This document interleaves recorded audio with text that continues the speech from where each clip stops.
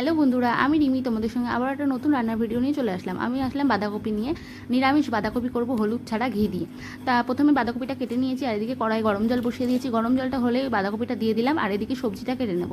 সবজির মধ্যে আছে বেগুন, আলু, টমেটো আর কাঁচা লঙ্কা।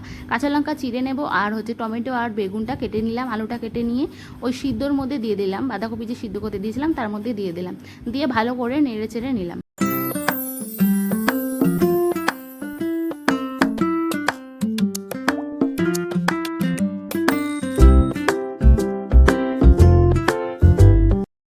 এবার আমি পরিমাণ মতো নুন দিয়ে দিলাম।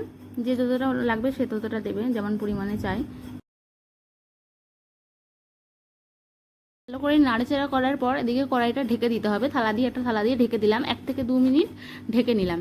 ঢেকে নিয়ে আবার ঢাকনা খুলে দেওয়ার পর সিদ্ধ সিদ্ধ প্রায় হয়েই গেছে, দিয়ে আবার ভালো করে নুনের পরিমাণটা দেখে নিয়ে আর একটু নুন দিয়ে ভালো করে কষিয়ে নিতে হবে। ভালো করে নাড়াচাড়া করে নিলাম। ভালো করে নেড়ে নেওয়ার পর এরপর আমি ঘিটা দিয়ে দিলাম। ঘিটা ছড়িয়ে দিলাম পরিমাণ মতন। দিয়ে ঘিটা দেওয়ার পর একটু ভালো করে নাড়াচাড়া করে নিয়ে একদম ল্যাটপ্যাট করতে হবে তরকারিটা, তাহলে খুব সুন্দর হবে। ভালো করে নেড়ে নিচ্ছি এদিকে তরকারিটা আমার নাড়া হয়েই গেছে, আর এদিকে আমার হয়ে গেছে এই যে বাঁধাকপি রান্নাটা। তা তোমরা বন্ধুরা দেখে কেমন লাগলো আমাকে কমেন্টে জানিও, আর আমাকে ফলো করে দিও। বাই বন্ধুরা, আবার পরের দিনটা নতুন ভিডিওর সাথে তোমাদের দেখা হচ্ছে।